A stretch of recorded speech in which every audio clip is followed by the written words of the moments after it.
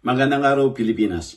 Muling ninig kamakilan ng lasang Pilipino ang international na eksena matapos maging pangunahing bida ang produktong niyog ng bansa sa eksklusibong hapunan na pinamagatang The Filipino Table, a Coconut Feast na idinaos sa New York City.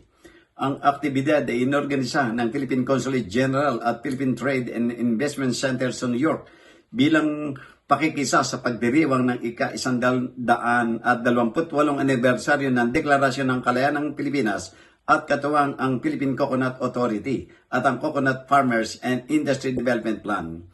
Ang aktibidad sa ilalim ng tatak na Coconut Philippines, isang pambansang inisyatiba na naglalayong itaguyod ang industriya ng niyog, na suportahan ang mga lokal na magsasaka, maghatid ng inobasyon at palawakin ang pagkilala sa tinaguriang Tree of Life sa buong mundo.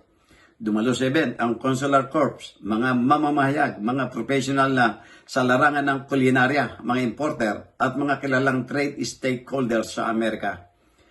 Sa kanilang mga mensahe, pinagmalaki ni na Consul General Sinen Mangalile ng New York at Trade Commissioner Alma Argayoso ang posisyon ng Pilipinas bilang pandaigdigang leader sa produksyon at pag-export ng mga value-added na produktong niyog.